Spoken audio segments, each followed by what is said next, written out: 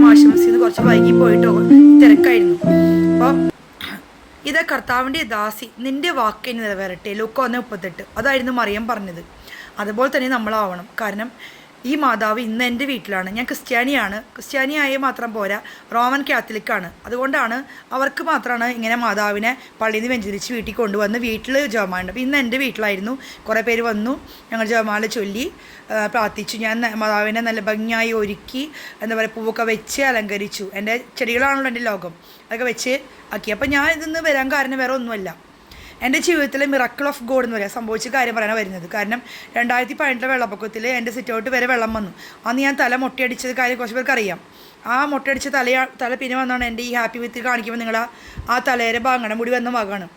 അതിനുശേഷം 2019 ഞങ്ങൾ ഏപ്രിൽ 26-ആം തീയതി കയറി താമസിച്ചു. അതിനുശേഷം പോയി തല മൊട്ടയടിച്ചു. അത് കഴിഞ്ഞിട്ട് പിന്നെ 2 കൊല്ലം കൊറോണയായിരുന്നു. അപ്പോൾ വീടുകളിലേക്ക് മാതാവിനെ കൊണ്ടുവന്നില്ല. അങ്ങനെ 2 കൊല്ലം കഴിഞ്ഞ് 3-ാമത്തെ കൊല്ലം എൻ്റെ വീട്ടിലേക്ക് മാതാവ് വന്നു. ആ സമയത്ത് മാതാവിന് ഇപ്പോൾ മുലപ്പൂ ഉണ്ടായിരുന്നില്ല കേട്ടോ. അങ്ങനെ കൊണ്ടുവന്നിട്ട് വീട്ടിൽ വെച്ച് 8 മണിയായപ്പോൾ ഞങ്ങൾ ഒരുമിച്ച് ഞാൻ പ്രയർ മുടക്കാറില്ല. ഒരുമിച്ച് പ്രാർത്ഥിക്കാൻ ചെയ്യുമ്പോൾ എൻ്റെ ഹസ്ബൻഡും എൻ്റെ മൂത്തമ്മ ഉണ്ടായിരുന്നില്ല, എൻ്റെ ഇളയ പുത്രനും ഞാനുണ്ടായിരുന്നു. അപ്പോൾ നമുക്ക് എത്തിക്കുക 8 മണി ആയില്ലേ എന്ന് പറഞ്ഞിട്ട് ഞങ്ങൾ ഹോളിലേക്ക്. ഇപ്പോൾ എൻ്റെ ഹോൾ അത്യാവശ്യം വലിപ്പമുണ്ട്. കാരണം ഞാൻ ക്രിസ്ത്യാനി കൊണ്ട് നമുക്ക് കുടുംബസമ്മേളനമൊക്കെ ഉണ്ടാകാൻ വലിയ ഹോൾ പണിതു. അത് വലിയ ആഗ്രഹമായിരുന്നു. അങ്ങനെ ഞങ്ങൾ ഹോളിൽ ചെന്നപ്പോഴില്ലേ, എന്താ പറയുക, മുല്ലപ്പൂവിൻ്റെ മണം കൊണ്ട് എനിക്ക് അവിടെ നിൽക്കാൻ പറ്റുന്നില്ല.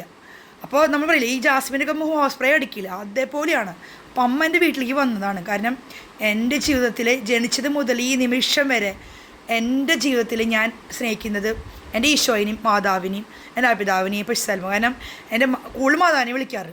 അതും പറഞ്ഞ് ഞാൻ കുറേ ഇപ്പോൾ അവിടെ മാതാവുണ്ട്, ഇവിടെ യേശു ഉണ്ട്, അങ്ങനെ ഒന്നും പോവാറില്ല കേട്ടോ. കാരണം എനിക്ക് അതിനുള്ള ഇതില്ല. എൻ്റെ വീട്ടിൽ ഞാൻ പ്രാർത്ഥന മുടക്കാറില്ല. അതുപോലെ ബൈബിൾ കുറച്ച് നേരം വായിക്കും, ഒരു കൊന്തെങ്കിലും ദിവസം എത്തിക്കും. പിന്നെ എൻ്റെ വാക്കുകൊണ്ട് പ്രവൃത്തി കൊണ്ടും അവർക്ക് സഹായം ചെയ്യണമെങ്കിൽ അത് സഹായം ചെയ്യാറുണ്ട്. പിന്നെ എന്താ പറയുക, അതുകൊണ്ട് ഇപ്പോൾ സഹനത്തിൻ്റെ തീച്ചൂളയിലാണ് ദൈവത്തിന് സ്വീകാര്യ മനുഷ്യർ. ഇപ്പോൾ നിങ്ങൾ വിചാരിക്കുക എനിക്ക് ഭയങ്കര സന്തോഷമാണ്, എനിക്ക് ഭയങ്കര അല്ലല്ല, എനിക്കിപ്പോഴും കുറേ വേദനകളുണ്ട്. പക്ഷെ ആ വേദനകളെ പഠിക്കാൻ അതിനെ തരണം ചെയ്യാനായിട്ടാണ് നമുക്ക് ശക്തി കിട്ടുള്ളൂ. അല്ലാണ്ട് നമുക്കത് അയ്യോ എനിക്കിത് വീട് ഉണ്ടാവണം, അല്ലെങ്കിൽ എനിക്ക് രോഗം മാറണേ, ഇല്ല, എനിക്കിപ്പോൾ രോഗമൊന്നും മാറിയിട്ടില്ല. പക്ഷേ എനിക്കിപ്പോൾ എല്ലാത്തിനെയും അതിജീവിക്കാനുള്ള ശക്തി എൻ്റെ മാതാവും എൻ്റെ ഈശോയും തന്നു.